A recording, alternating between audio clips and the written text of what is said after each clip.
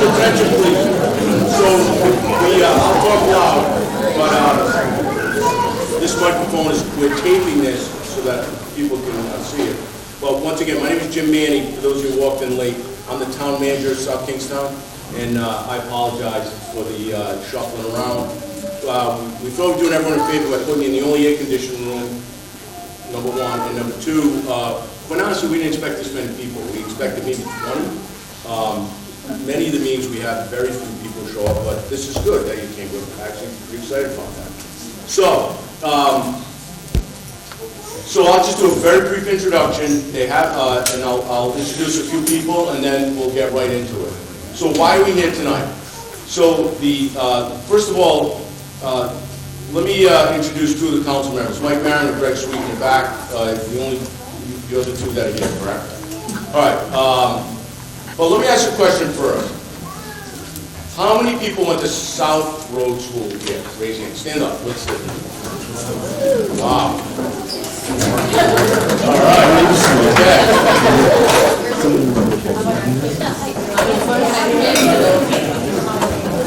Dave, would you go to Johnston Regional Growing School? All right. So why are we here tonight? So I'm very happy that we have two members of the town council here as well. So we're here tonight because, as we all know, as residents of South Kingstown, many of you are residents, that one of the biggest issues in preserving our community is affordable housing. Now, affordable housing is the big overall name that we use. There's all different types. The type that the council is concentrating on in one of their priorities is all affordable housing, but especially workforce type housing, the missing middle type housing. And they passed a resolution, it was several months ago now, to hire a firm, Union Studios, which is Eric and Jeremy from Providence that represent Union Studios, to do a study on this of 3 locations: South Road School, Wakefield Elementary School, and the Oliver Watson House in West Kingstown. So, they're doing a study on what this town possibly could do with these sites as it relates to housing. So, I'll give you another statistic. This town has 57 square miles. It's the second largest landmass in the state. I often say we're the largest at low tide. But that's, I don't know if it's true, but I say it anyway. So, but we're a large town. This is really a big town. We all think of it as Mayberry, but it's really a big town. A third of our land in this town is preserved. Land trust and so forth and so on. So you can see the challenge. So tonight we'll do the presentation. We'll open up the questions. And we'll spend as much time as you want to hopefully get your, whatever questions you have. And we have 2 other forums, but we're not going to make this mistake again. We're going to go to town hall for all of them from now on. So, and that's normally what we do. We started a policy where just about everything is at town hall so we can live stream it. But we thought bringing you here so you can see the condition of this place and that you could view it and walk around. But, we didn't, once again, we didn't anticipate such a large crowd, which I'm happy you are here. So I'm going to turn it over to, well, let me introduce 2 members of the planning department here in South Kingstown. Brian Wagner and Jay Parker is the deputy. So, Luke Murray is the deputy town manager, and he's been working on this as well. So let me turn it over to Luke Murray. He can do a further introduction, some slides, and then we'll get right into the meat and potatoes on this. Okay, thank you again for coming. Luke. And just so everyone knows, you're not going to hear anything come out of this microphone. That's because it's connected to the camera right back there. It's just for the video purposes only. So if you think you're hard of hearing or something, it's not that. And if you can't hear me in the back, can you all hear me fine? All right, perfect. All right, so this is being recorded. We will put this up on the site along with the plans that you'll see tonight. We did not issue plans in advance because for the sheer reason we wanted to give it context before we presented, right? You see a design, you should have a right to ask questions and explore a little bit more into those designs. There was a third reason why we had it here, and I appreciate everyone's flexibility in moving into here. It's so that after you see these designs, you can go outside and you can actually visualize. You can visualize what we're talking about and look out the windows and sort of think about the contextual nature the designs that are going to be presented, right? I just want to, go over a little of the school. Most of you know this, right? The school was built in 1961, had an addition in the 90s, was closed in 05, has kind of had some interim uses, including during COVID. But I know that many people have anxiously awaited the days of when a long-term plan came along. And this is the first steps in that process. Do you have this slide? The next slide. Oh, that's hard for the course, right? That's it. Got it? All right, that's okay. So, This makes the night complete. yeah, that's right. Hard for the course is tonight. Oh, here we go. So our goals tonight, help you, the stakeholders, get a better understanding of the property characteristics, the restraints. We're going to talk about things like infrastructure that restrain the site, that could potentially, if we don't make some upgrades. And when we talk about housing, it requires certain things, possibly different than the school that sits here now. Presents a variety of different options. You're not going to see one take on an option. We intentionally asked the designer to come up with very different options for you to look at. The one thing to keep in mind, this is all preliminary. Not one of these designs is set to go forward. There's no bias here of what we want. It's just to really show, to elicit the feedback that we're trying to get. And after this, we're going to go to Wakefield and talk about that. Go for the Watson House property and talk about that. We're going to be meeting with the boards and commissions. Then we're going to take all of that in a big basket, and we're going to bring it back to the town council. Because ultimately, it's their decision, and as a representative of this town, to come up with a decision. Which way do we want to go based on all the factors, right? The things that Jeremy's going to tell them, the constraints, the possibilities, and then the community feedback that we're going to bring to the table. So it's really important that we provide that tonight. These are the dates for those next sessions. So next week, next Thursday, we intentionally kept them on the Thursdays. And I promise it'll be a larger venue. It's going to be in the council chambers. Wakefield Elementary School will be spoken about. Obviously, that site is right next to Town Hall, so you can certainly take a walk over and visualize. The Oliver Watson site, you're welcome to take a drive by, but obviously that's West Kingston. But in the interest of having a decent venue, air conditioned, we're keeping that at Town Hall as well.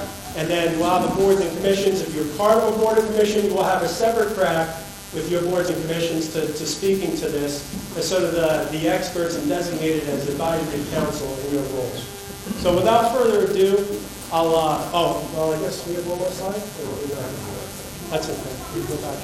So I just wanted to set the tone. The last thing is on the goals. Just to reiterate, tonight is not about a final plan. I can't say that enough because I don't want people to leave here and think, oh, well, they presented this is what's going to go on. And I know Facebook, I know the whole social, things that come out. If you want good information, I always say, we'll put it out there. Ask us. Because, there's a lot of rumors that go about. Just ask the town. We'll be glad to send out good information, and we'll do our best to be proactive rather than reactive to this. All right? So, without further ado, All right, good evening, everybody. My name's Jeremy. I'm going to switch to the other side so I can keep tapping through this. And I am with Union Studio. We are an architecture and community design practice. Our primary office is up in Providence, Rhode Island, but we also have a smaller office in Philadelphia. We're 36 strong. We've been around since 2001. And we pride ourselves on working on community and creating community. Our mission is to use the power of design to enrich lives and strengthen communities. And we apply that to a whole host of projects. We do housing of all shapes and sizes. We do market rate housing. We do student housing. We do a lot of affordable housing. We also do master planning, community design, mixed use. So we kind of do a little bit of everything.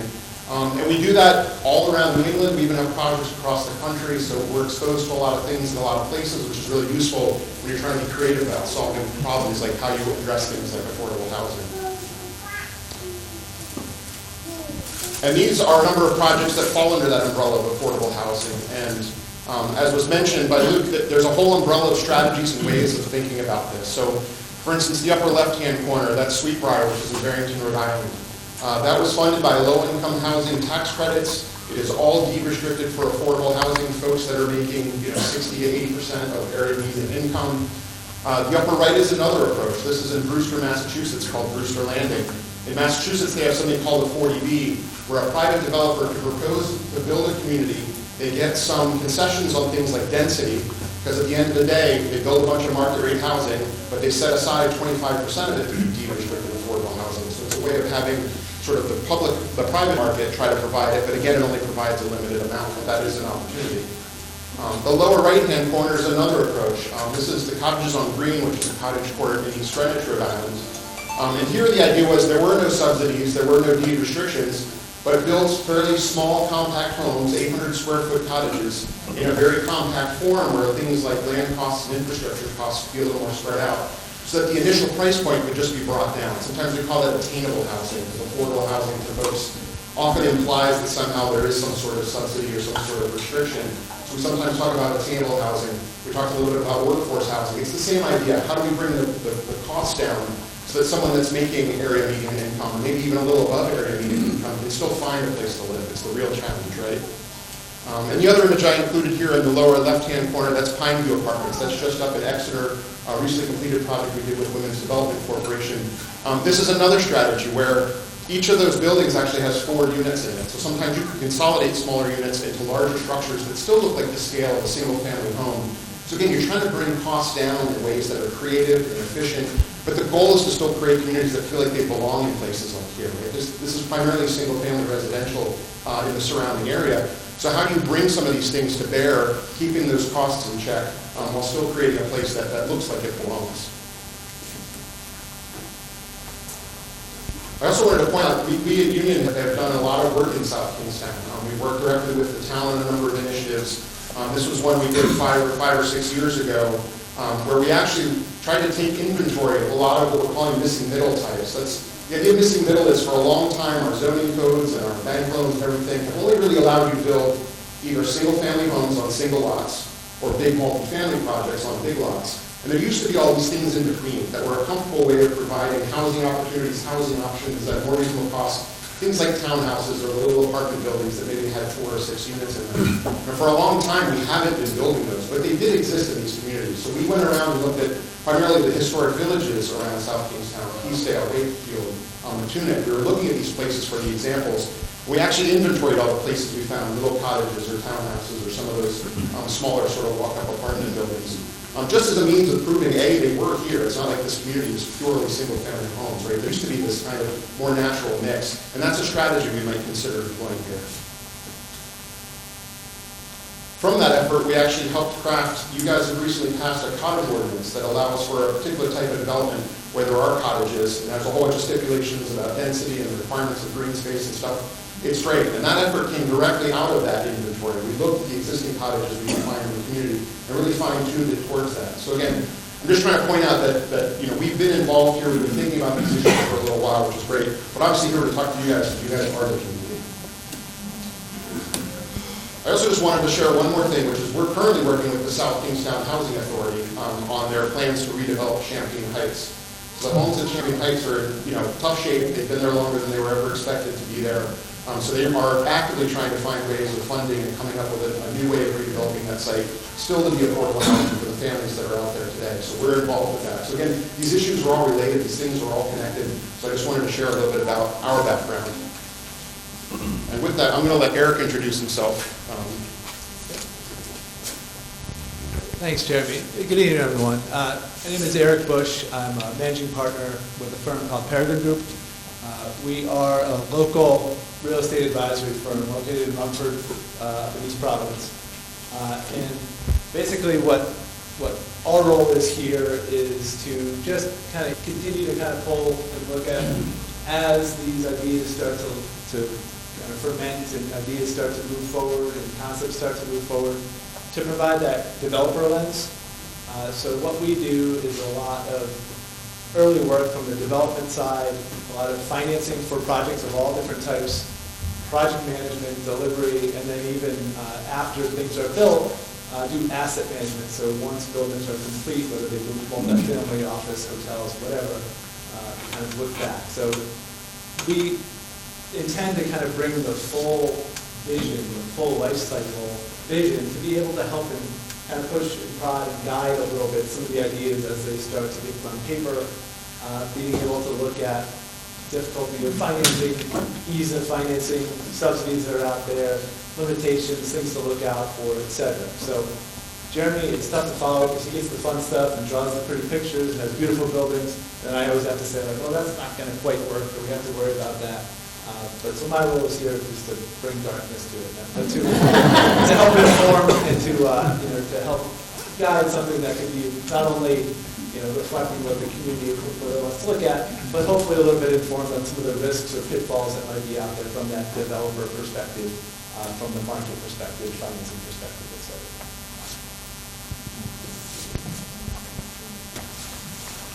And it's worth mentioning, I will before I extend here too. At the end of the day, I don't think the town is going to build housing, right? So you're going to be searching out some sort of private development partners, some nonprofits to help build that housing. So again, Eric is providing that lens so that we're setting up something that can be successful. That we're not putting out something that says, what we really want is 4 houses here, and no one's going to come and answer the call because there's no financial reality to that. So he's giving everything a sense of reality and purpose to make sure we're steering things in a way that is reasonable. So these are the couple things we wanted to go over with you guys tonight. First, we'll touch on this building, the existing school. Eric will share a couple of the considerations that we were thinking about as we started looking at some different schemes.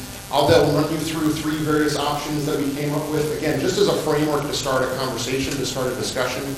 And at the end, we're going to kind of open it up, want to get your thoughts, get your input, what's working, what's not working, what other things should we be considering. That's really what we're here for tonight. So we're going to try to leave plenty of time for that. I know it's going to be a little bit tough because we don't have mics and stuff. We're going to have people stand up and just try to do the best with the microphone and stuff. But this is meant to be a conversation. We're not here just to kind of tell you what's going on. We really want to get your feedback on these things.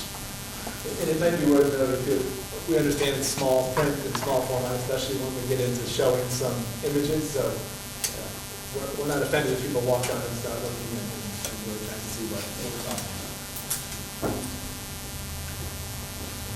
All right, so let's talk about the South Road School. It sounds like half the people in here were here for some point in time in their life. So obviously there's probably a lot of memories. There's a lot of hopes for what this thing could become.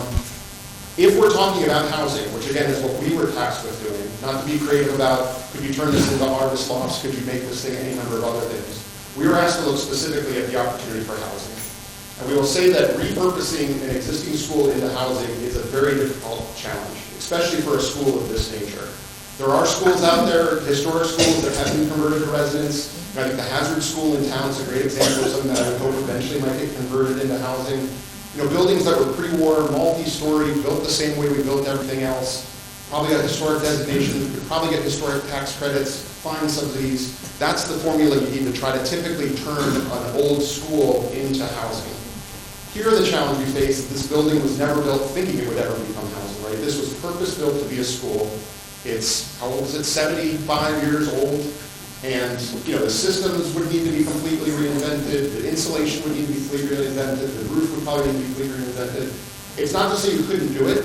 If the South Road Alumni Association wants to make sale and raise $3 million, to overcome the hurdle of keeping the school and turning it into something like that, by all means, let's go for it. But I think what we have seen historically in other communities, it's a real struggle to find someone to repurpose a school like this for housing. So if we're here talking about housing tonight, one thing we did is we assumed that the building wouldn't be here. I will tell you, we did a sketch showing what it could look like, how it could work. But again, we thought that if we start introducing that as a concept, it might be getting everybody excited that the school stays, we build some houses around it, it's all peachy-gory. That's really difficult from a financial standpoint. So we just wanted to kind of get that out in the open right up front. Anything else I should say about that? No, just to restate, we're here to hear what folks have to say. So obviously, if there's a real push to say, hey, we really want to explore that further, let's talk about that further, certainly we're not here to stop that from happening. All right, this is you. Could you point out, just to orient people on the map here? When you talk about development, what do you talk about development? Yeah, so we will show stuff that will get that will be clear about that. But while we're on that, I'll just quickly point out for those who don't know, we're here at the South Road School on South Road. This is Curtis Corner Middle. So just one thing to be aware of, you can see the yellow line. That is the parcel that both schools are on, the same 50-acre parcel. The idea here isn't to redevelop the entire 50 acres. That's not what's being considered. In fact, there's already a number of plans in place for the Curtis Corner property. There's the straight pond here in the middle. So really, we are talking about South Road, this portion of the site. And again, we'll have some more diagrams that will get into that will share that a little bit more. But again, it is worth just giving everybody that framework and sense of where we are. Yes? Just from a perspective, the site, that line, it goes down the sledding hill, past that little soccer field to the road? Yep, soccer field's down here, road's down here, parking over here. Okay. Yep, that's all in That's the where we same are. 50-acre parcel that we will be over on. So how large of a parcel are you considering? Give us 5 minutes, and we'll get there, I promise. Yeah, I warned you before, I'm the boring stuff, so we'll get you out of the way quickly. So I, realizing in the format, we're not really going to be able to see this very well, but just want to make a couple of contextual points. And again, not here to convince, not here to persuade, but wanted to sort of set some of our verbiage and context for discussion. The term affordability has been used in workforce, missing middle, et cetera. So just thought it was worth a lot of people probably already know this, either implicitly or explicitly. Right now in the town of South Kingstown, median single-family home is about $579,000. This is actually 23 data. And income to afford that home at that median price is $170,000 for that household. So when you look at, again, no, you can't see it, but just to pick a couple numbers off of it, the median, 100% median income for the town for a household of 3 people is $95,000. For 4, $106,000. So that disconnect is there between sort of what is market from a housing perspective. And this is all data borrowed from previous presentations in the town, or the Housing Works study, which is a statewide study of different communities. So when we're speaking to affordable and affordability, it's really trying to go from what market is, where there's a kind of a disconnect between what people make and what the housing costs, to more housing that's affordable to people at a certain salary or a certain income range. So there's a lot more to that. There's folks in the room that really know a lot more about it than I. But that's what we're talking about with affordability, is how do you start to make it so that the average family or below average family household, I should say, income can afford housing being created. And obviously it's for sale, and there's also a rental product that is possible, rental apartments. Really the same concepts apply. The general rule is, from a federal perspective, that a household should spend no more than 30% of their annual income on housing.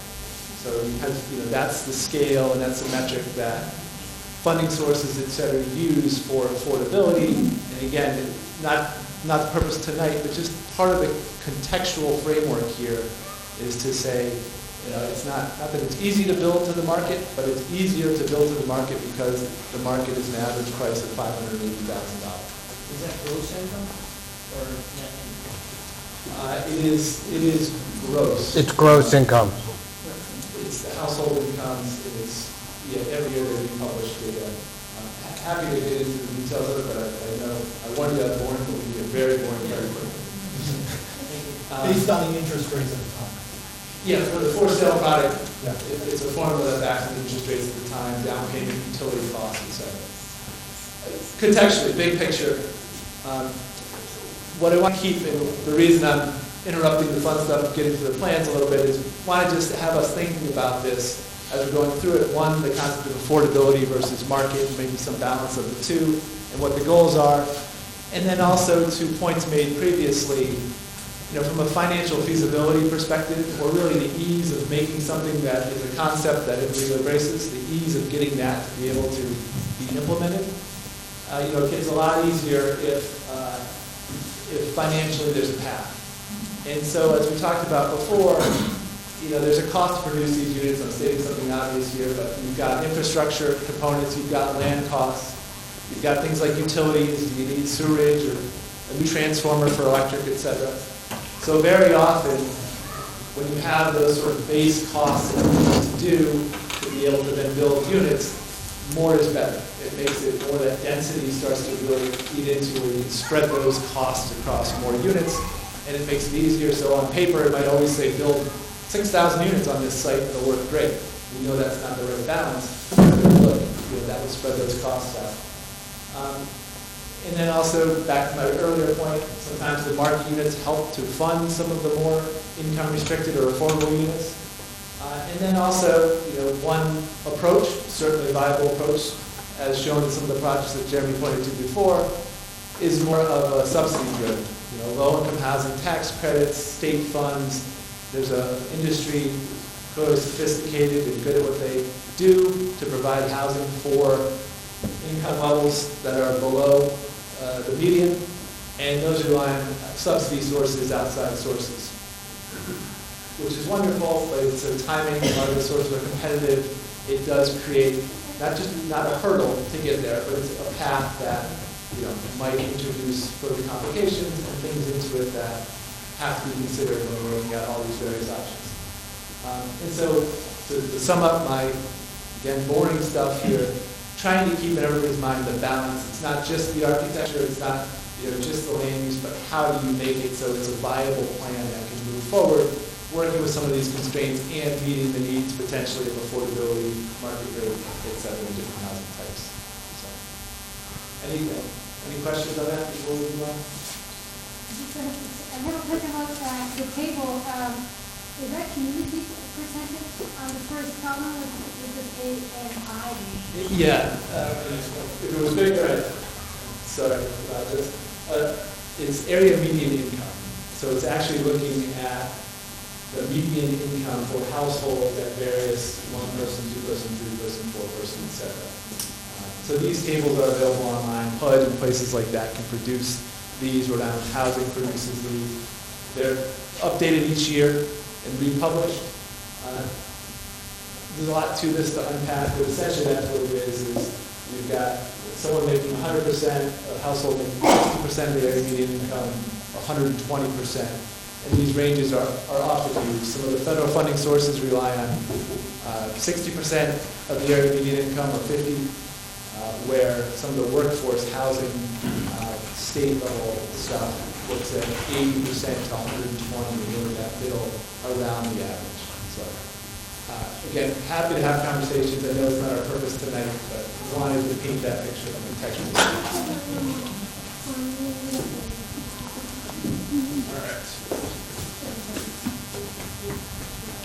All right, so with that in mind, I think, again, what we're trying to establish is an understanding of why we didn't start by drawing 4 houses out here, right? Because it doesn't pencil out. It's not in anybody's interest to try to go down that path or imagine that's the thing that would happen if we go down the path of doing housing on this site, right? So we've investigated 3 options. I'm going to show you a big one in terms of a large number of units, something that's much more sort of reasonable, and then a middle ground, just to get conversation started, okay? Brace yourselves. All right, so this is the corner of the site that we're talking about. Finally, we're getting, I said 5 minutes, 15 minutes, whatever it was. We're in that upper left-hand corner of the site here with the old school, with the fields that are just behind us over here, with the parking and the lawn that's up here in front. And the lines that you can maybe make out, those red lines, there's some yellow lines there, that's the topography. That's how the grades are working out there. Someone pointed out earlier the sledding hill is right here. And you can see there's 10 feet of grade change in a very short area. So the grades kind of come around. There's a hill that kind of drops off down towards the pond, towards the play fields back there.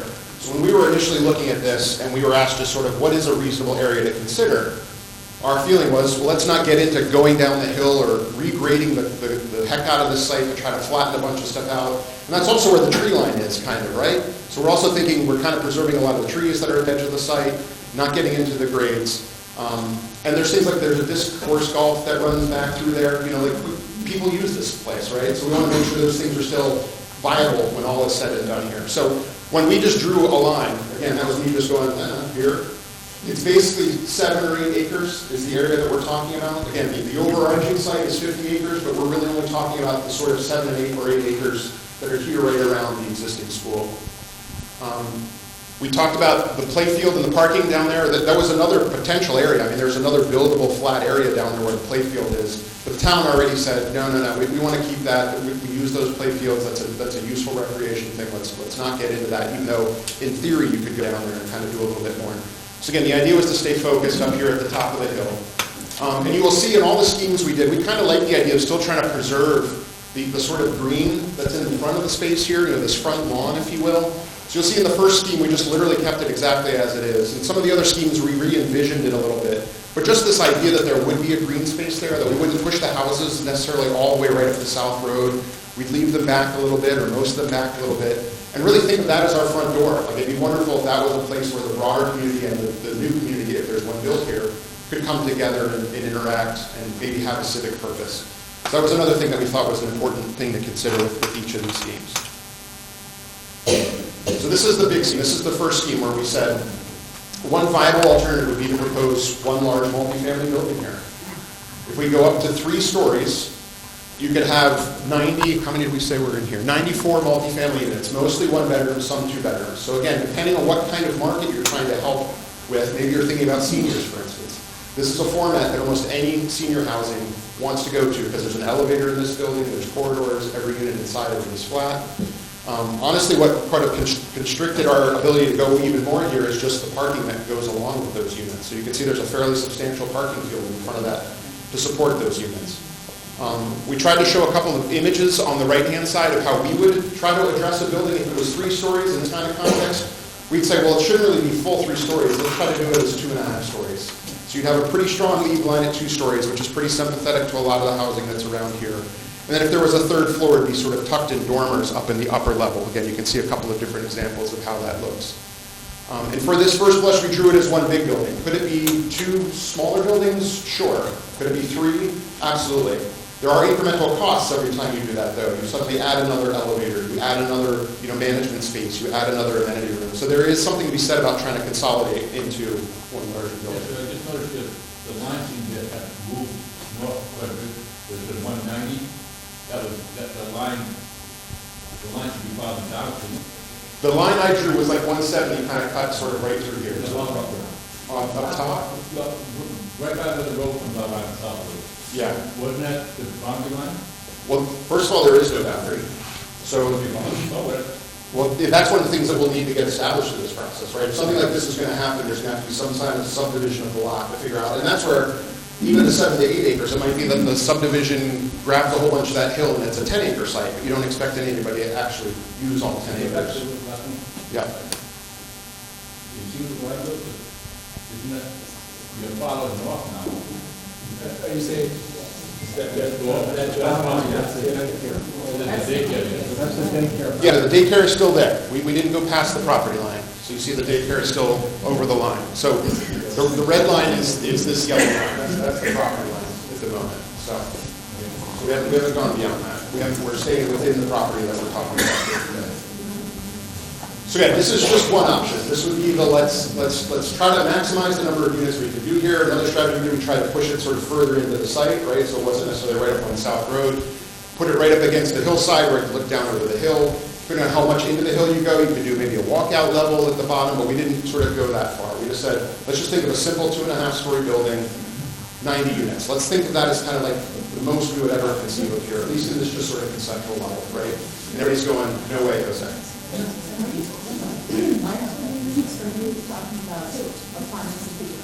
That's a great question. All to be determined. So she asked, would these be rental units or condos for sale? All of these schemes are agnostic of how they're being purchased. All these schemes are agnostic of what percentages of AMI. All these schemes are agnostic at the moment of, is it, a nonprofit that's coming in and developing this whole thing, it's affordable housing, or is it some mix of market rate and, that sort of value, not value, but priced homes. It's all agnostic of that, because there's 1,000 of those things that would still need to be really worked out. Yes? If you have a scenario like this, would you not consider putting the buildings closer to South Road and tucking that parking behind so it doesn't look like a strip mall? We could certainly do that. So that's definitely another consideration, is put the building more towards the road, be a good neighbor, create that frontage, hide your parking in the back. I assume the second I drew that, the people that are across the street would say, is there any chance you could move that building further away from where I am? So it's a little bit of a catch-22, which is why, let's all go, I don't like this scheme, and move on to the next one? All right. All right, so this is what I would consider a much more sort of reasonable, sensitive approach to what we would do here, but there's a lot of considerations for how this would, what this would cost to build, right? So in this scenario, we did entirely cottages. And you can see the images on the right-hand side, some examples of cottages. The bottom right is the one I shared with you in East Greenwich. The upper right is a project we did up in Concord, Massachusetts. The one in the middle is a project we did out on Cape Cod. So we have a lot of experience with sort of cottage communities, how those operate, how those work. So the idea is that there might be portions of the site. Again, this idea of keeping a green space at the front of the site. You know, there might be cottages that line the edges of that create a front onto that. So really this whole thing is like a really entry point, nice welcoming spot. And there might be other places where there are little greens like this, where the cottages sort of front into those green spaces. Maybe there's one of those that connects kind of down to that playing field down below. There's cottages that line the edges that just have driveways running right next to them. Cottages in the middle that might have a consolidated parking court in the middle. The point being, this scheme has 45 units on it, right? So it's half as many units. They're a more expensive thing to build, so you have to figure out what is that offsetting, what is that doing to the overall math and equation. Who's looking for those, for that housing, right? But again, I think if you were to look at what might be our lower end of the spectrum, this is 45 units on that 7 to 8 acres. So what's that math work out to? Like 7 units, 5 units to an acre? Yeah. That's not 8, right? If it's, well, depending if it's 7 or 8 acres or 10 acres. So again, it's a little bit tricky. My point is simply, this is denser than the stuff that's around here, right? The stuff across the street, you're probably on 1 acre lots, 2 acre lots. But if you're trying to deliver affordable housing, attainable housing, workforce housing, we have to chip away at that from somewhere. So it might be smaller lots. It might, so we're spreading out the land costs, we're spreading out the infrastructure, right? If these houses are 4 times further apart from each other, that's 4 times as much sewer pipe. That's 4 times as much water feed, right? So all these things are what aggregate into the equation we're trying to solve for. Yes, ma'am? I apologize if you already said this and I missed it, but 45 units, I get that. Cottages, I get that. 2-bedroom cottages, 3-bedroom cottages, a mix of that, like the place that over near the police station? I would hope for a mix, but these could be 1-bedroom, 2-bedroom, 3-bedroom, probably not 4-bedroom. Usually a cottage, caps out usually about 3. A lot of the ones that I'm showing as examples tend to have a bedroom on the ground floor and then maybe 2 more bedrooms upstairs. But again, that's not exactly the point. Again, the goal here today is to all raise our hand and go, we're doing the cottages. We're trying to just help illustrate. I just didn't know if you meant 45 units that had 1 bedroom, 45 units that had 2 bedrooms. Yeah, and I should note, these are assuming these cottages are 1,200 square feet, maybe 1,500 at most. So these aren't 4,000 square foot homes, right? None of these we drew with garages. That might be a consideration, but those are some of the strategies when we do cottage communities. It's helpful. If you can minimize things like garages, it's half as many footprints that are all sort of taken up in space. Yes, ma'am? So in this scheme, it's hard to see from here, is the parking with each individual cottage? Generally speaking. So it depends on where you are in the site. A lot of ones at the edge, you just drew a little 2-car driveway right next to the cottage. For the ones in the middle, there's these sort of parking areas. Like these guys all have a 2-car space behind them. But one of the trade-offs of being in these la-la lands is that your parking might be just a little bit further off. So like there's a few spaces here that would probably be for these couple of cottages.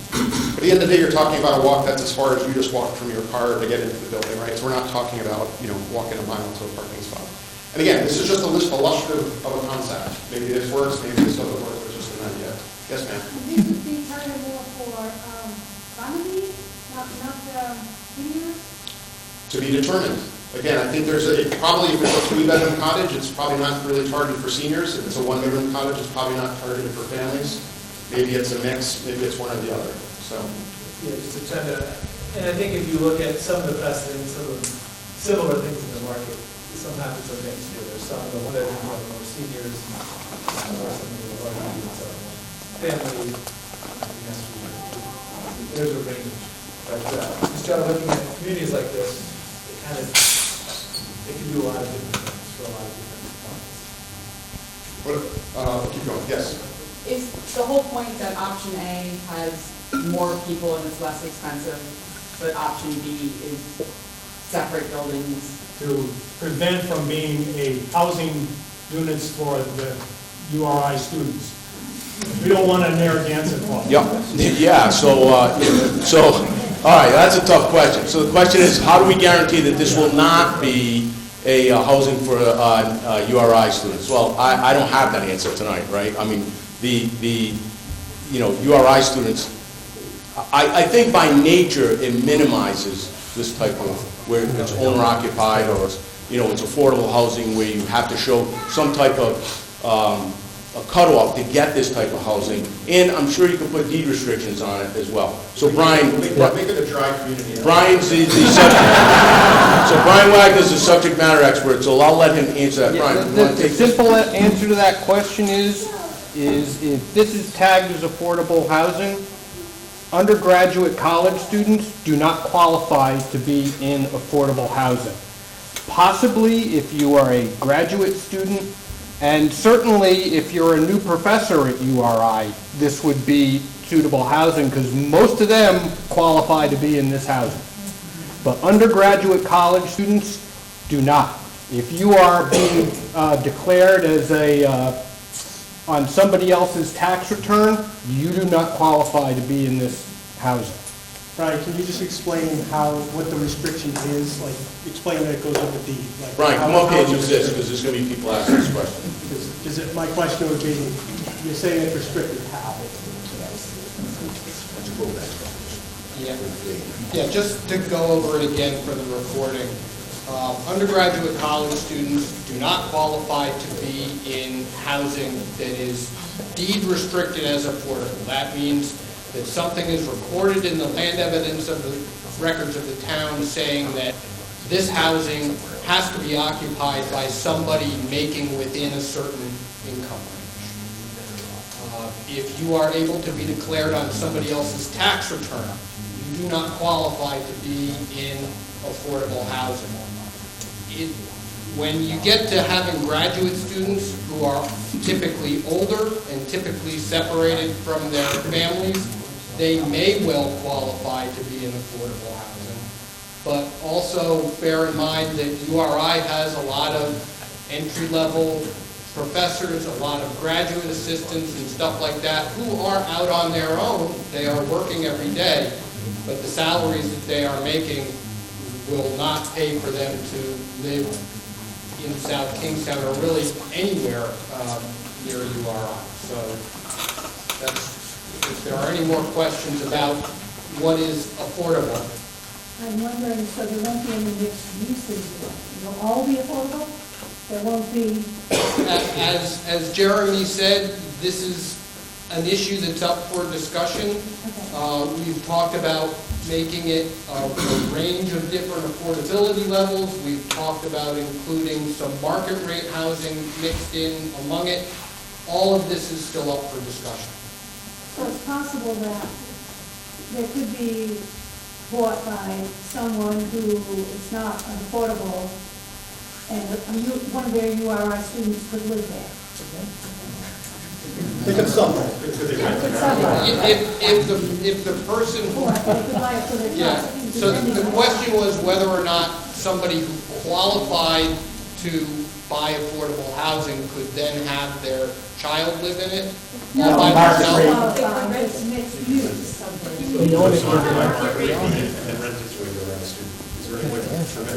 Well, again, this is something that's up for discussion and something that we would have to work with town legal counsel.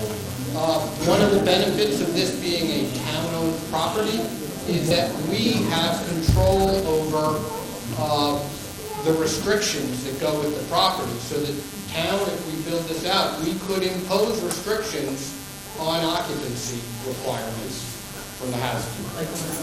I just wanted to say briefly, this is exactly what we're hoping would come up in these kinds of conversations. It sounds like what you all are saying is, we'd really rather not have a bunch of URI students come rent this. So whatever form this takes, however it proceeds, yeah, that's one of the concerns that the community has, and so that's one of the considerations that as this thing unfolds and different options are considered, let's make sure we're being mindful to that, right?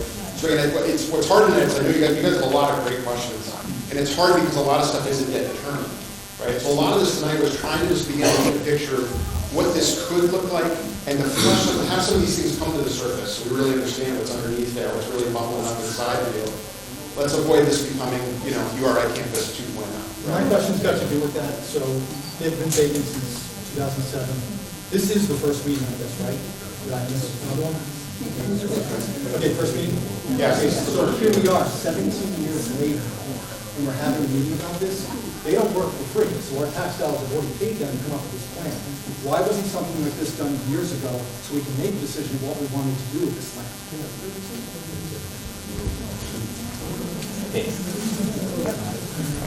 Well, 17 years ago, I wasn't here, all right, so, all right, I understand what you're saying, but I really don't like looking in the rearview mirror. We're here now. And now, the $75,000 that they possibly could make, and it goes up to said, comes from real estate conveyance taxes. So we're trying to be very fiscally responsible on how we approach this. I will say this, this town has always been fiscally responsible, right? I mean, last year we had a 0% tax increase, $2.1 million surplus, and Steve Alfred ran a very fiscally for 42 years. So we spend tax dollars like it's our money, because it is. I hear you loud and clear though, but we still, all right, so I inherited this, 2007. The council inherited this. But they're doing something. This is supposed to be a positive thing, that we're moving forward. It's not another 17 years we're just sitting here. But why wasn't this done before this? To get feedback of what, because I saw on my wife's Facebook page, people had a lot to say about different thoughts about what to do with this land. And the architecture, by the way, nothing wrong with that at all. I'm familiar with Sweetbriar and Barrington. It does not look like that today, at all. And I'm very familiar with one off of Route 2, because I drive by it every day. None of those people are from Exeter or Barrington. They came in, and believe me, that Sweetbriar one looks nothing like the picture does. So that's what we're also kind of afraid of. What's going to happen in 5 years with a plan like this? Well, I don't have that answer. I mean, you know, my planning department, there's a subject matter experts on restrictions, right? I worked on Block Island for years when I was a law enforcement. And they have an area that was designated like this, and it still looks pristine. So they did something right, so let's not reinvent the wheel. Let's go look how they did it. So I'll maybe take another, so once again, these are town questions. Yep, go ahead, you in the green shirt. Well, sort of town question. Well, town for me, then I can hand it off to them. All right, that works. So you said there's, residences, people with families living in these, who could be living in these. The green space that you show there, not just a field, right next to a busy road. Are you guys thinking about anything else? I mean, if there's, 50% families in there, playground for the kids, or just maybe something not right on a busy road, that part of the plan? Yeah, no, all of that would be subject to figuring out, especially once we had a better sense who is using it. Again, I think it's a great point. I think one real benefit of the site is it is surrounded by recreation space. The play field's down the way, Kearns Quarter Middle, I know is about to be turned into a big rec complex, the disc golf course, right? So there are a lot of recreation opportunities. I think to your point though, if we knew this was a bunch of families with young kids, that might not be the best use of the open space that we would probably try to affiliate with. So is it going to be predetermined then that 50% have to be families, 20% single? I mean, is that going to be known ahead of time? I think something that could be targeted, there could be a suggestion that this is what we're going after, again, probably potentially on what the mix of the unit types are, right? If they're all one-bedroom units, you're already sort of naturally selecting out families. If they're all three-bedroom units, it tends to skew the other way. Okay, and I only ask because there's not many playgrounds around the whole town. The ones that are here aren't the best. So I mean, you got one right back there. It's okay, but it looks like it takes out most of that footprint on the street. So okay, Yeah. thanks. Fair question. Yes. So the two proposed sites, are we only looking at trying to develop one of them? Or is it a case where we develop all three but at a lower density? So you can still get 60 units, but put 20 at each spot, so. Yeah, I don't think there's anything that says all are definitely happening. It's not necessarily all three, it's not necessarily one, it's not necessarily two. Here were 3 town-owned parcels that are underutilized right now. We're trying to find solutions for housing. Let's investigate what those might look like.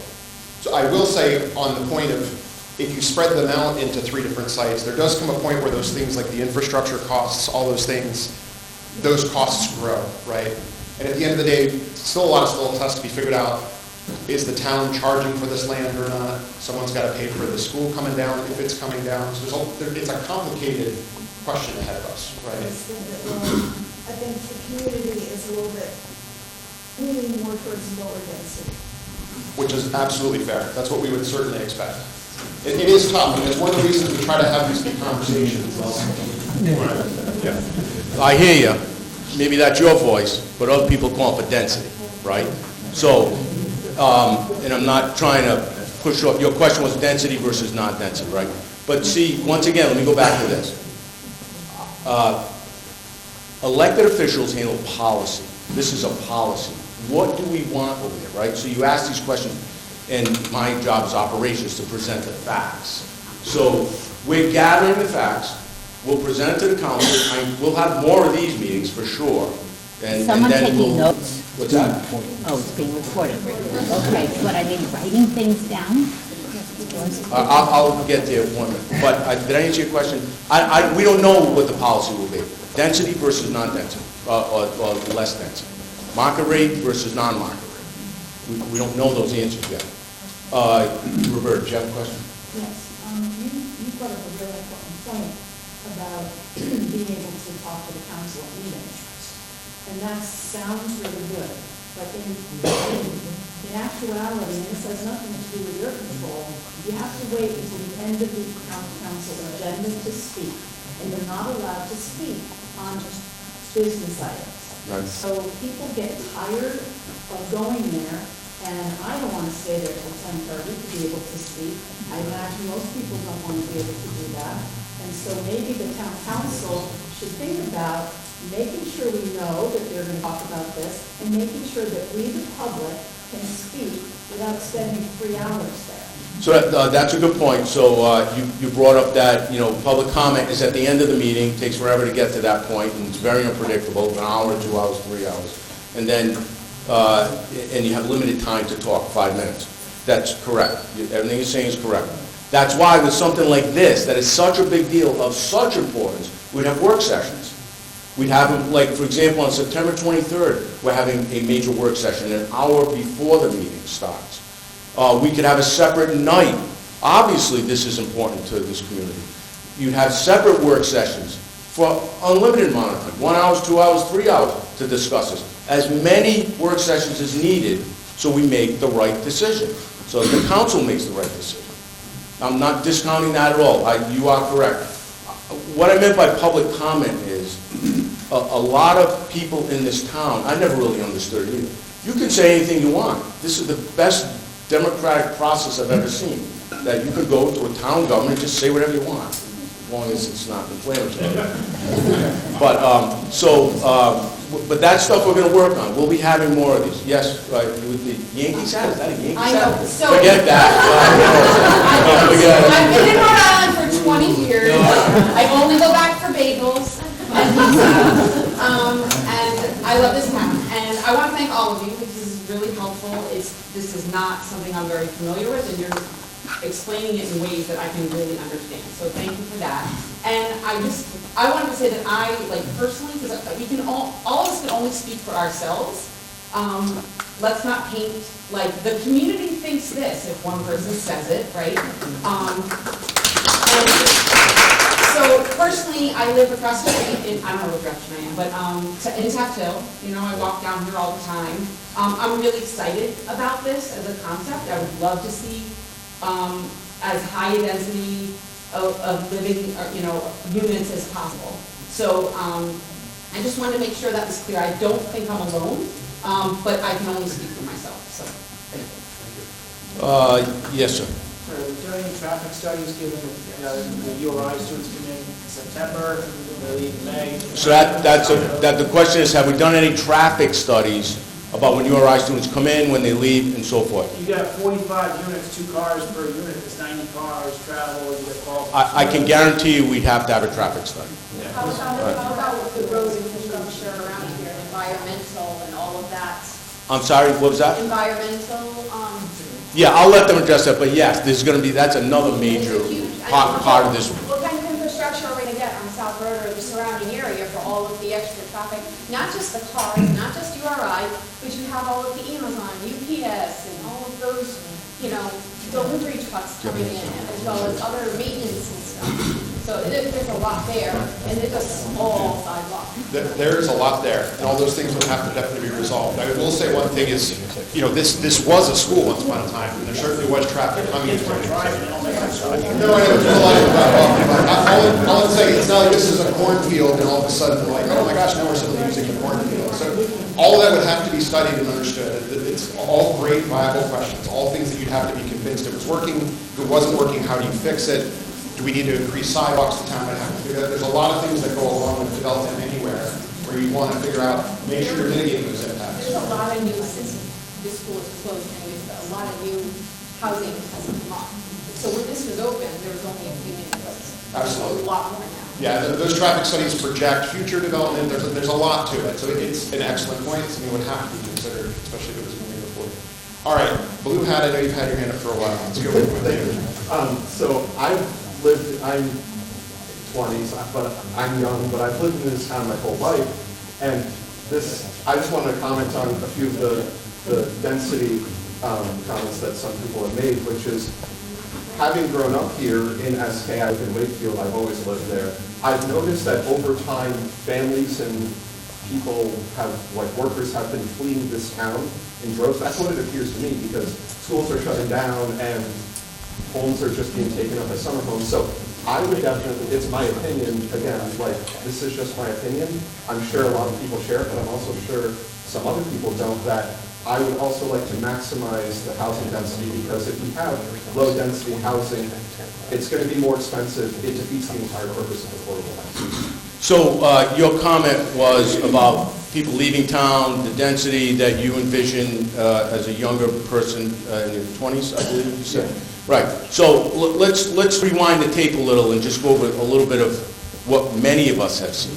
So my wife and I moved here in the 90s. We brought 2 children here. We chose this community because it was community. We loved it. It had the great balance. There were 4,500 kids in the school system when we moved here.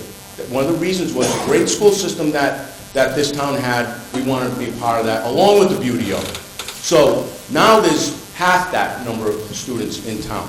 So it's not that people are leaving in droves.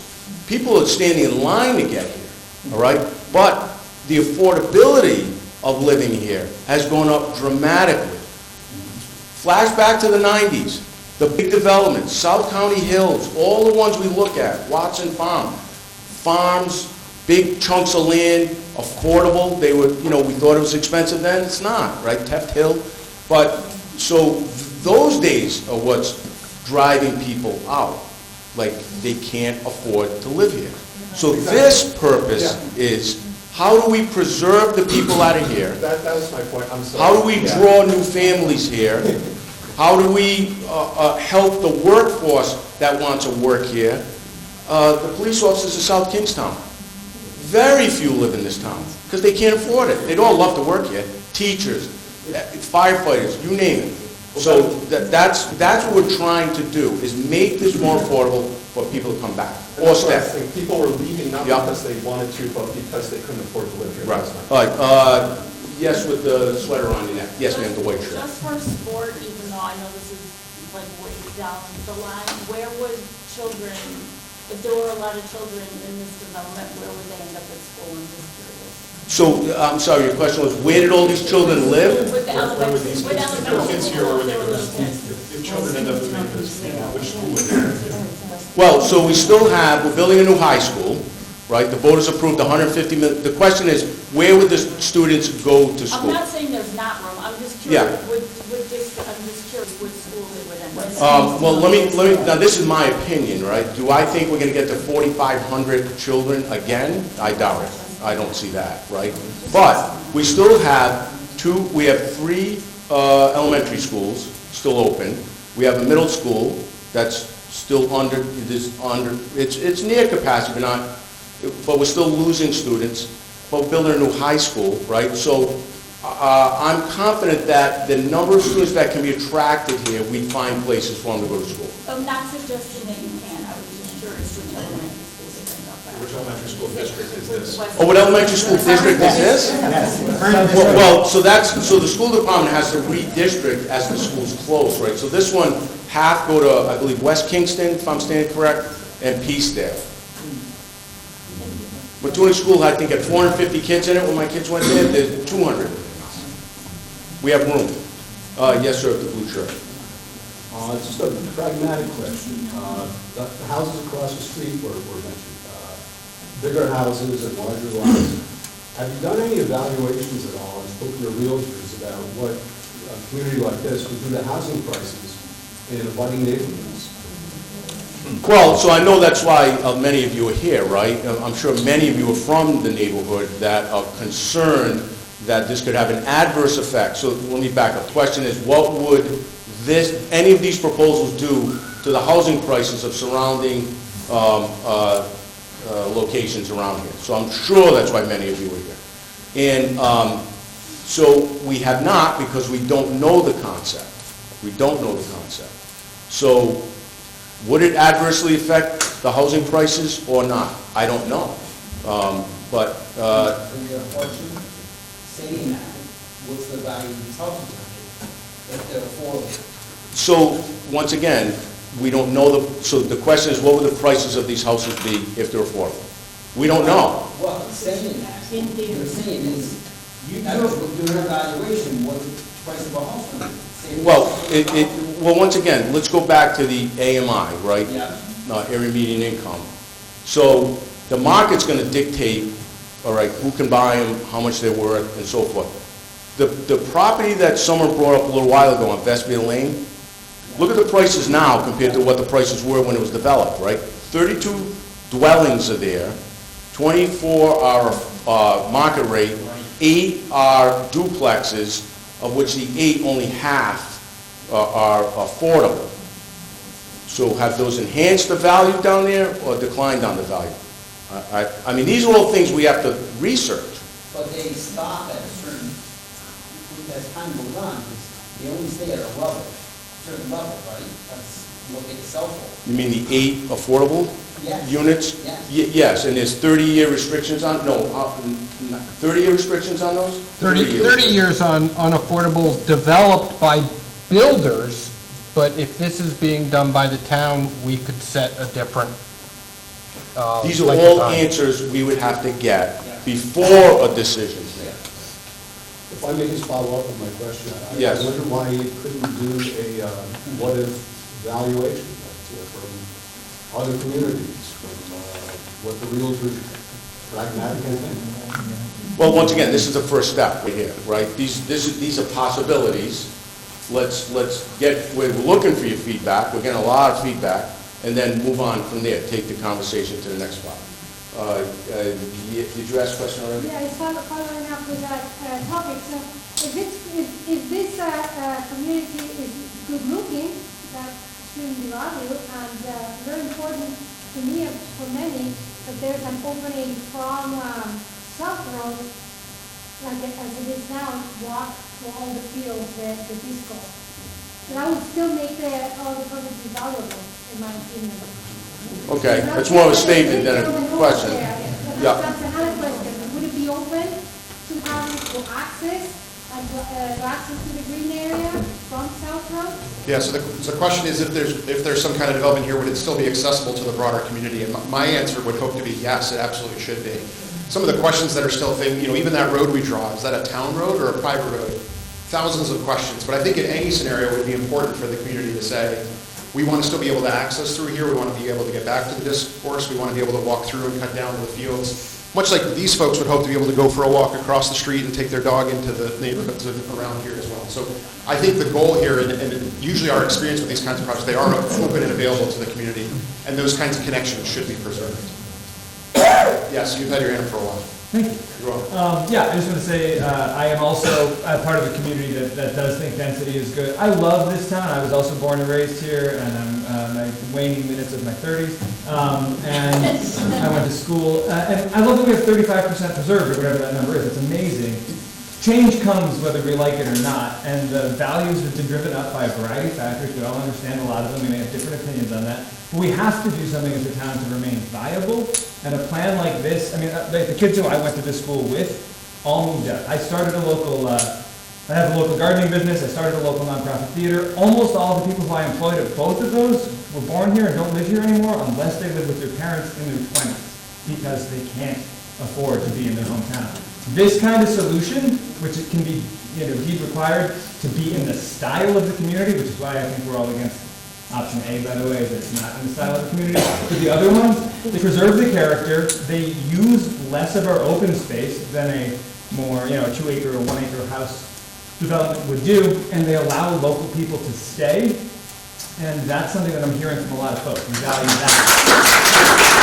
So, I just want to say I support this kind of idea, whether it's 1 or 3, and my question, since I don't even have one, is, does the town have a target for a number of new units that it wants affordable, attainable, or completely unrestricted that we're aiming for over these 3 and other parcels, or how do you feel about that? So the question is, does the town have a number of affordable units that we're trying to attain? The state has a number, all right? And the number is 10% of the number of houses here are affordable, right? That's a high number. There's only a handful of communities throughout the state around that have met that threshold. Right now, Brian, we're around 5%. We're around 5%, which at the onset you might say, well, 5% is not good. If you look at the chart, we're pretty good. We're in the upper third, Brian, is that right? Middle? Yeah, we're above the middle. We're above the middle. Can you clarify though, is that affordable, attainable, or market value that you're discussing, and does the town have goals for all 3 of those categories in the next 5, 10, 15 years? So Brian, they're using the term affordable, right? Is that the term the state's using? 10% affordable, yeah. 10% affordable. What about attainable? That's less specific. Yeah, well, that's not in their definition, so I don't know the answer to that, but, Can I speak to that real quick? yes. As the architect, you probably shouldn't speak to that kind of stuff. But I would say, one of the things, so first of all, super exciting that we're talking about this. Because part of the reason we have this challenge is we've collectively had our head in the ground for like 50 years on these issues. And so a lot of communities, it's exciting that we're talking about these things, trying to find solutions for these things. I've been doing this for just over 20 years, and just recently towns are starting to try to tackle these issues, which to me is really exciting.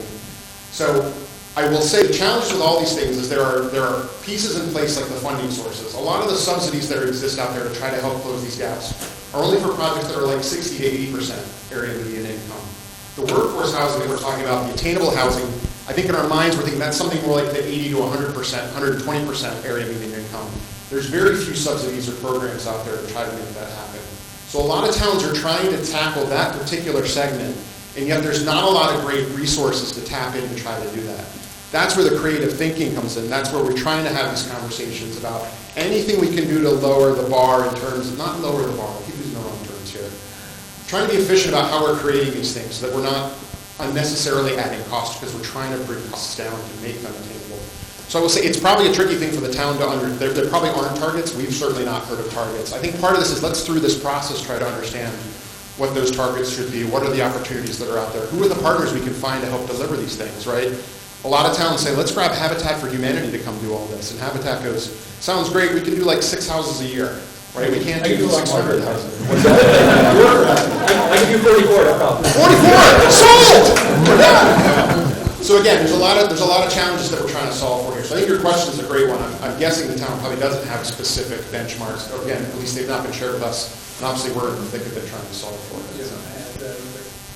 Just to build on that too, I think part of the opportunity here is the flexibility of having town-owned parcels that could make a difference, which isn't the case in a lot of communities that we go into, where they just don't have sort of opportunities like this that might meet so many of their needs for housing, whatever it may be. So I think the flexibility here, I know it's frustrating, it's so wide open, there's so many different options here, but the flexibility is that you can get into back to a lot of the conversation. What are the different levers? It's land costs, it's infrastructure, it's things the town, public-private partnerships. I think it's starting with what you want and then figuring out how to do that. But there's some flexibility here where in a lot of places you just don't have those tools to be able to start with. Okay, who's had their hand, to be honest, for a long time and I've not seen any call on it? Strike Sure. Yes. So I have a comment and a question.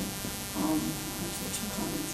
I agree with what Chris said about we need to have affordable housing, and I'm cognizant enough of that situation that in order to make the housing affordable, you have to make the lots smaller. I think we need to have a goal that our kids, my 3 don't live in town. I think we need to have a goal that our kids can live in the town they grew up in. I'm living in the town I grew up in. But I also want to comment, I live down the street, right off South Road. There are at least 2 houses in that development that I live in that were purchased by parents, grandparents, something, for their URI students to come and live while they were at URI with 3 or 4 of their friends. I'm just, like, one of them is diagonally behind me. It's just great. Just to repeat the 2 comments for the video. The first was, let's find ways of making sure our kids have a place to live. Let's keep the people that are here and give those future generations a chance. Hopefully that's summarizing it. And the other is the challenge of the fact that people can come in, buy a house for their kids who go to URI, 3 or 4 kids split that place. That's exactly back to that point earlier about how do we avoid some of those challenges. So how can we be creative about the policies or things that are in place to try to prevent those things from happening? Absolutely, I think that's good. because my neighborhood, obviously, that was not restricted. Right. Yes, sir. So I was looking at the Rhode Island Housing website yesterday, and it has every town city and town listed in the state and how much affordable housing they have. So in South Kingstown, as of 2022, South Kingstown had 10,900 housing units, of which 585 were affordable.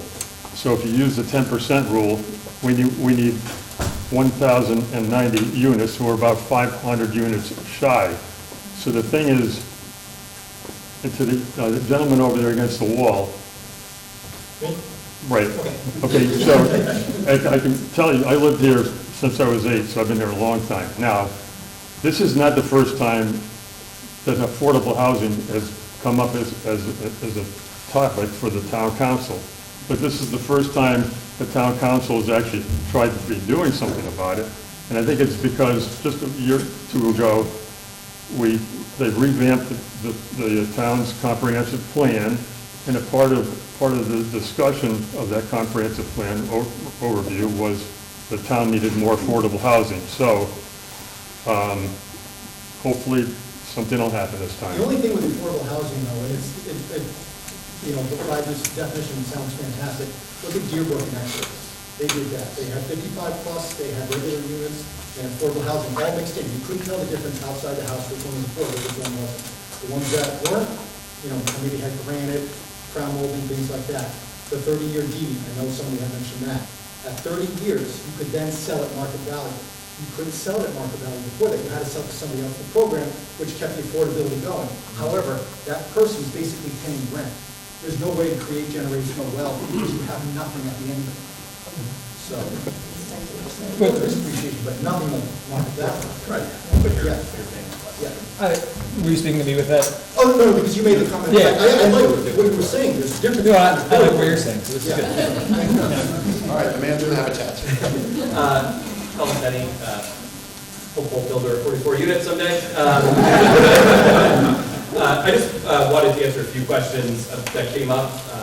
We develop affordable housing. We're the only affordable housing developer that is based here and works here.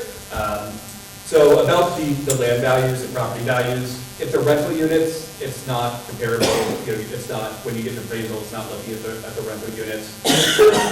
When a house has a affordable deed restriction, so if you're working with a nonprofit developer, if money comes in from the state and there's that deed restriction, they're not looked at comparably. So when an appraiser goes and looks at the value of your house and then looks at the value of the affordable units, they're always looking for comparables within 2 to 4 miles.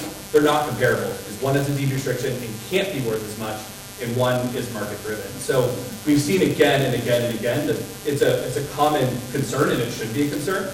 I bought a house, like we're talking in Deerbrook, in Westerly, and a third of my neighborhood is affordable housing units, and I can tell you, even though it's been exclusively affordable housing units that we sold since I moved in, my value has been going up at the same rate as the rest of Westerly. When it comes to traffic studies, environmental studies, all those sort of things, this development, whether it's done by Women's Development, Habitat, a for-profit developer, will go through the exact same standards as anybody else wanting to build. And I can tell you, when it comes to affordable housing, we usually look much, much closer, and things move much, much slower. We're held to usually a higher standard because we're getting funds through tax bonds. We're using Rhode Island Housing Fund money. We might have some federal subsidies to help pay for infrastructure. So we're actually guided by a lot more rules and restrictions or issues. So, for example, we're getting ready to build 22 houses in Westerly on a lot a little bit smaller than this. It's been about 2 years and about $350,000 in engineering to get to a point where I'm still 6 months away from maybe having a permit to build. So I know there's a lot of concerns, but I can guarantee you that it's not because it's affordable, it gets to sneak underneath or slide by because people really want it. It's usually held to a significantly higher standard. And the other thing is when Habitat or one of the other nonprofit developers put their name on it, we're attached to that for the long term. Oftentimes developers, if they do something bad, they just gotta shut down and open up a town later under a different name, and nobody knows. When you're working with a reputable nonprofit developer, which I would encourage the town to do, not just because we are one, but I think there's a lot of benefits, and you can get a lot more of those restrictions. And again, with the URI issue, if you're using any sort of state funds, if you have those deed restrictions, that's not allowed, and you put at jeopardy your home. I know with us, we do a ground lease. If we find out somebody's renting out their home, we can call the note and have them evicted. And the mortgage company will call the note, they have to pay 100% of the finances, and that's the rule. It has to be used as your primary residence. So I know when I go and talk to Westerly, it's a similar thing with seasonal rentals and those sort of things, not so much URI, although we're seeing a lot more of that now that Narragansett changed its rules. But there are a lot more protections working with nonprofit developers to help secure the community. All right, we'll move on to next questions. Yes, sir, you're standing up. Hi, and I thought all you people would be in here. I'm one of the 3 people that go to most of the council meetings and wait 3 or 4 hours for the 5-10 o'clock to talk. So please come to these meetings. Put your voice out there. Anyway, this is more for Jim, more the town. He kind of touched on this earlier. My main drive, I brought it up at council meetings, is whatever they decide to do, so be it. You guys will decide and the town will put their 2 cents in.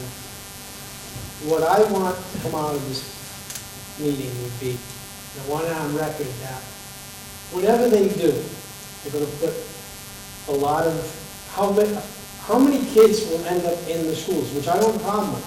But what I just want to make sure is that it's apples for apples on the tax base. So if you put, say, 40 kids from that development in that school, is it the same taxes as that the 20 single-family houses with 2 kids would have?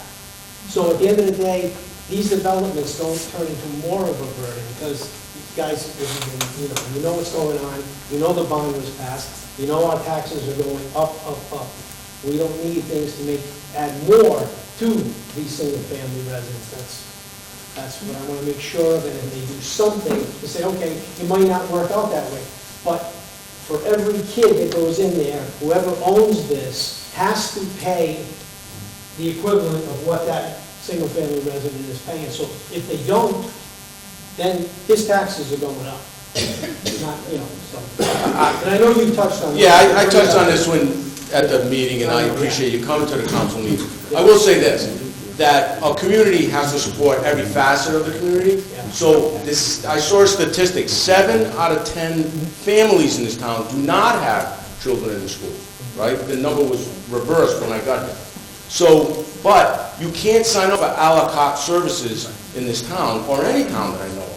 For example, well, I'm only here 6 months, I'm only paying 6 months of taxes. Oh, I'll sign off, I don't need a rescue vehicles coming, or fire trucks, or I don't have water, I don't have sewer, so I'm gonna pay less. No, you can't do that.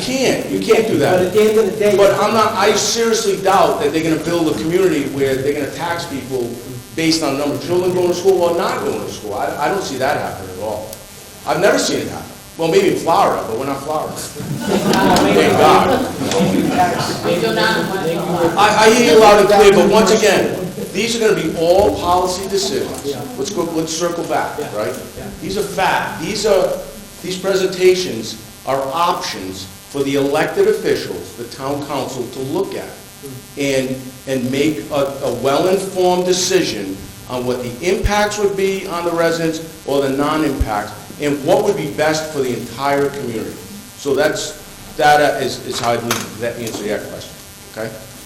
Who didn't have a turn? You way in the back right there, man. I'm just curious, when you're looking at these developments, is energy efficiency work into the equation? So that, yeah. So the question was, is energy efficiency a consideration in these sorts of developments? And it absolutely is. I mean, there's certainly typically programs and resources we can take advantage of. I think it's good the codes keep kind of slowly ratcheting up and trying to address those things. Inherently, because these tend to be more compact and smaller units, they tend to be more energy efficient. There's a lot of, efficiencies just built into the nature of the community, which is important. There's always more we could do, so it's often trying to find that balance of how far we can go. But I know our practice has been really surprised at how far we've been able to take things, even in the affordable housing realm. We have a few passive house certified projects currently in the works that are affordable housing.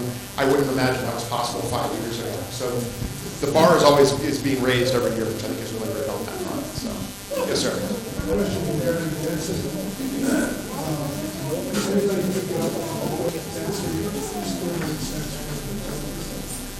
Question is there a lowest number of density that still makes sense for a development? I think the short answer is no, we don't know that yet, or I don't know that yet. The question was, is there any analysis looking at what the lowest affordable density is? And I think I looked at the city, the town, I think I can show that, but you go. Not that we're aware of. And I think a lot of it has to do with, again, it's tough to really solve for one variable in the equation, because we don't know exactly what the infrastructure looks like, how much green space, how much of anything really needs to be supported. We get some round guesses on trying to figure out what the sort of lowest baseline is. But from a balance perspective, does it provide the housing units that the council might be looking for, that some of the community wants? I think it goes right back into that same equation. But it's tough to be solved that way at this point. Just to answer that question, in practicality, what we're experiencing right now, the question was, what is the best formula for affordability, profitability, so forth, what works? So right now, and these planning experts are back there, they can answer if you have a more detailed answer. Set 25% of a developer comes to the town and says, I want to build a 40 house development, or a 60 houses, 100 houses. So right now, it's required by the town that 25% are affordable. Am I correct? Yes, right? Between 20 and 25. 20? 20 or 25. What's the requirement, 20 or 25? It depends on what they come under. If it's a car permit, 25. So about a quarter has to be in this affordable section. But those are market rate homes, right? And then there's affordable homes, which have a lower price for people that want to buy them. So you can see it's a complex answer, right? But that seems to work in town. But we're not making any headway. That's what the council constantly brings up. Our percent of affordable housing doesn't go up exponentially. You have 100 houses and say 75 are market rate and 25 are not. We're not moving up those numbers. It's staying, sometimes it goes down. But that's why in the planning board, remember the planning board are here, and they do a really good job trying to get the right balance of density. So they would ask, okay, we'll let you do this if you go to 30% or whatever. So these are once again, they're the experts on that. But that system we have now works okay. It's just on our percent in affordable housing is not going up. It's stagnant. Is it mandated by It's mandated by, I'll let him answer that. I'm not pretending to be a planner. Good evening, everybody. My name is Jay Parker, Deputy Director of Planning. You know, with the affordable housing, it depends on a private developer, it depends on what they're coming in with. If they come in as inclusionary zoning, it could be 20%, could be 25%. The biggest issue that we face is that, yes, is Doral still here? If the number was 550 today, Nick, that we have for affordable units on the books now, next year it could be 500, because the units that were put in place 30 years ago are coming off the books. And now we have to rely on private development at a 25% ratio to put units back into the community. So we are technically almost on a downward slide. When the town has an opportunity to take out a big chunk and control it and say, this is how we want it to look and this is how we want it to set up, and maybe not make it expire after 30 years, we now take a big chunk of that problem off the table and we can control it. But if we don't, we're really at the mercy of the market. In a 10-lot subdivision, a 12-lot subdivision, you get 1 or 2 or 3 units that in 30 years are going to go away anyway. So it's always a game, and it's a game that we're not going to get to the 10% unless we start looking at creative ways of producing things in the manner in which is acceptable in our community. And the tough part is the 10% standard applies to Burrville, Central Falls, everywhere else. SK is different than all those places. So we argue as planners, maybe it's not the same. Maybe we shouldn't be held to the same standard, but we are, and we have to deal with those same issues, which is why I think, you know, it's great that the council is looking at this and trying to say, you know, can we make a big impact and actually control it? And maybe make sure that our issues in town are less, because we are in fact doing something and not relying on a private developer to give us a couple here or there. You have a question for me?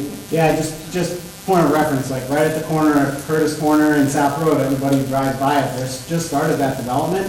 Were there 4 units that are going to be affordable? 2? Oh yeah, 3 actually. 3. Right. So like Yeah. it's 20-something single-family homes, and we're getting 3 affordable units, and it's literally a quarter mile down the road.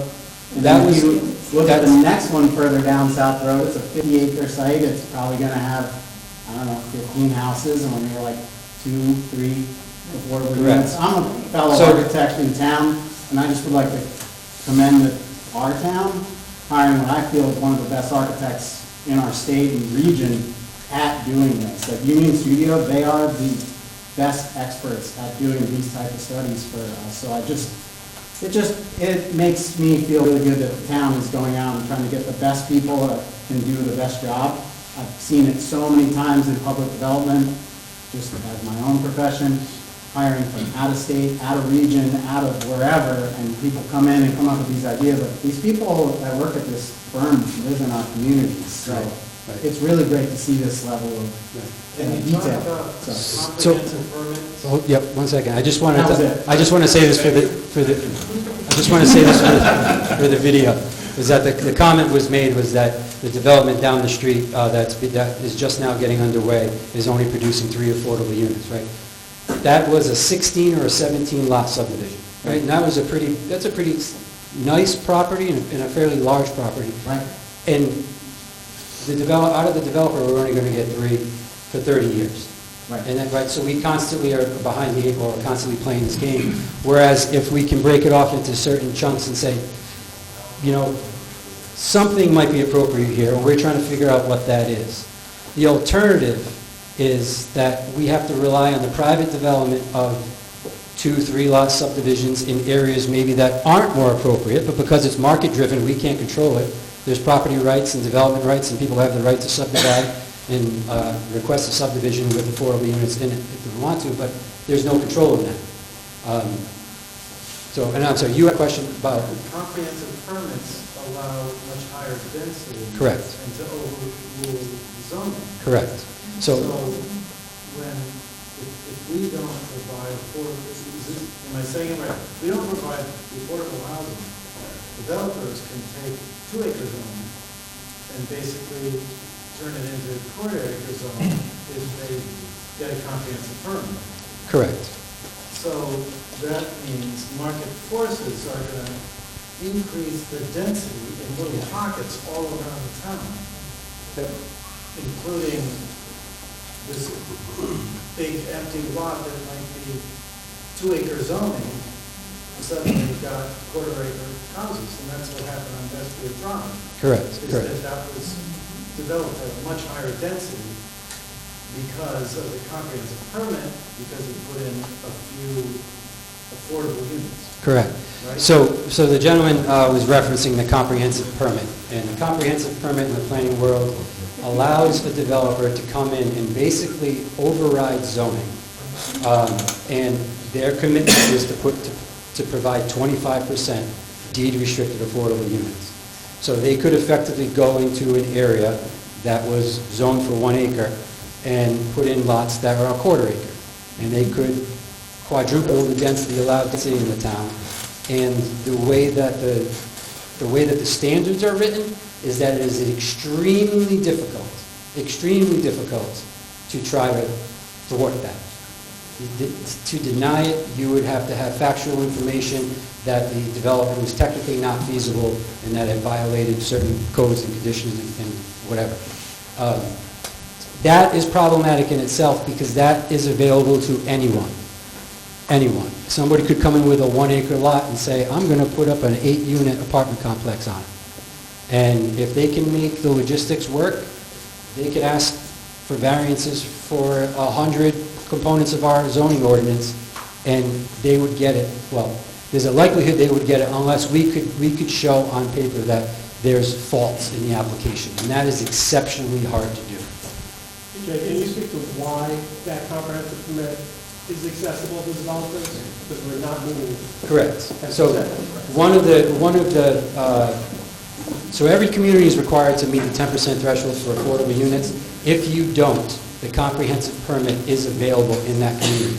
If we hit 10%, then that comprehensive permit is not a tool that is likely to be utilized or required.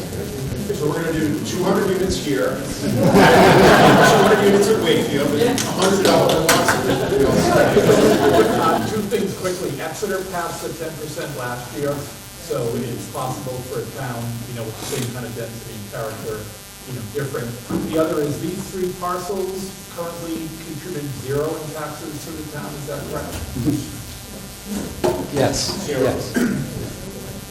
So the statement that was made by the gentleman was that the development in Exeter was... They've just gone over their 10%. Yeah, the Exeter just got over their 10%. As a planner and as someone who, I grew up in North Providence, I live in Westerly, I've worked in almost every town in South County, every community is different, right? A lot of the communities that are listed as over 10%, Central Falls, some of these places that have higher densities and the values they're not on the ocean, they're not in desirable areas where it's more reasonable that you could achieve that. And that's why it's difficult to say 10% for everybody. Well, Burrville, Newport, Westerly, Central Falls, everybody's different. So it makes it really difficult as a planner to say, gee, how do we make that happen in this community? Because we have our own identity, we have our own characteristics, and it's going to take us getting creative and doing things like this to try to overcome it so that other areas that we want to stay the same can stay the same, and that we're not inundated with change because we can't control it, we can't prevent it. So, anyway, that's all. Thank you, Jim. So, we're at the 2-hour mark, and we have someone from planning here. Susan, you had your hand raised. Did you want to ask a question? Do you want to make a statement? I'd like to ask a quick question. Yes. Are we, with this scenario, talking about the town retaining the land beneath the houses, or at least to divide them into individual house lots? And if they were, is each one entitled to an accessory building in the backyard, they could effectively double density? Like, what if you can just on the plan of... Sure. So the question is, will the town retain the land? And if so, will they be divided lots? And then the individual property owners could also put ADUs, accessory dwelling units, which even create more density, right? So the answer is, that answer to that question has not been determined by the council or anyone else yet. We don't know what we don't know. We don't know if we could get a better plan by really working with a developer to put the density that whatever the council deems is best. So the answer is we don't know yet. This very well could be chopped up into lots, and it very well could fall you know, with ADUs on it. I mean, because the state law did pass on it.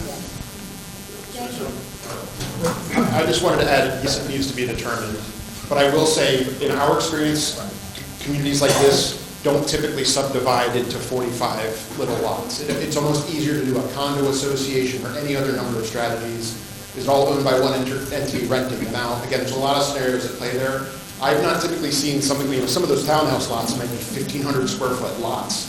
If you were to really try to subdivide it out, that's going to drive your planning staff crazy. What's the zoning for that? How are we addressing that? So, and I think even in any other scenario too, maybe there are ways of making sure that the underlying zoning that results on the site at the end wouldn't allow for accessory dwelling units in addition to what's already being proposed. There's a number of ways of addressing it to tackle whatever the concerns are. And again, some of the questions still need to be answered. Yeah. All right, so at the 2-hour mark, I get it. We're at the 2-hour mark, and so we've asked a lot of questions, done a lot of answers. What I would say is the next Thursday is another meeting. We're going to have these at Town Hall. We're not going to go down this path again. And that's my fault. But and then the Thursday after we'll do the same thing. So if you have any unanswered questions, come. And there'll be different locations. Next week's Wakefield School, and the week after that's the in West Kingston, right? The West Kingston location. So where do we go from there? Now we have these conceptual plans, possibilities, options. Now we start bringing it to the council in work sessions and let them decide where do we want to go next. It has not been predetermined that this is going to have sky rises, 40 houses, give the land away, sell the land. None of that has been determined. The bottom line is we're trying to find the best way to accomplish what the goals and objectives are of the town and the town council. So that's where we're at. So, you mean after these three? What we have, the question is, how are we going to publicize the work session? We have not even determined when they're going to be yet. So we're getting through these 3 meetings on consecutive Thursdays. Then we'll determine we'll go to the council with the conceptual plans and what we've learned, garnered, and we have, Mike Maron and Greg Sweet were here for quite a while. I'm sure they're listening to all of it. And then we'll move on from there and see where do we go next, right? The one person I do want to have the last say is Mike Maron. He's the vice president of the council. He's part of the Mike, not putting you on the spot, but you put me on the spot every other Monday, so welcome. But so Mike, did you want to do this or not? Mike's one of the decision makers. Will this presentation get posted? Yes. We're going to build a separate site under the planning phase for these projects, so the concepts will be there. We'll have the video and everything as well. Cool, thank you. Stay tuned. And next week will be live, and the week after will be live as well, so people can tune into it at the town. Now, one last thing before I hand it over to Mike. Why is the reason we had it? Because a lot of people ask questions. Turn South Road School into condos. Turn Wakefield School into condos, right? We wanted people to see this place with their own eyes. You can't do that at these places, but we know that, but we can tell you that, and you're not going to believe it until you see it, right? When you go to Wakefield School, you really see what we're talking about. So that was one of the main reasons we had it, okay? So I'll turn it over to you. All right. First, thank you very much for coming. To the woman who asked, is anybody taking notes? Yes. There's also a video, and the rest of the council will get to hear all of the comments, and we are taking all of it into account. Nothing has been decided. I'd also like to give a slightly larger context to this. All we're talking about tonight is 3 surplus properties that the town owns, and we're looking at, can something be done with a private developer to add to housing in the town? And not necessarily, at least with respect to Wakefield, not even necessarily just housing. So we started with those 3, okay? But also, the council is doing other things that you may not be aware of to try and address the housing issue. 6 years ago, the Economic Development Committee made a recommendation to the council that I can't explain because I've only been on there 20 months. Nothing was done with, which is to create a multi-use zoning ordinance, essentially for the corridor from Route 1 down Old Tower Hill Road, probably to the area of Citizens Bank, is that about right? And then 108 from the post office to somewhere around the bowling alley. We've been working on that for over a year and a half now, and the idea there is it doesn't involve the town other than through ordinances, but to have developers, people, property owners in those corridors take a look and see if they can do something with their properties so that they could have commercial space on a first floor and housing space up above that. We're not going to go crazy, we're not going to have the industrial National Bank building, but something. We're looking at that as well. So I just wanted the folks in town to know there are other things that we're looking at as well. Another thing, with either your questions, your comments, concerns, you can always email the town council. There's a button on the town website, and you'll hit every member of the council. We do read the emails. You can email you can email Jim. It will get heard. And please,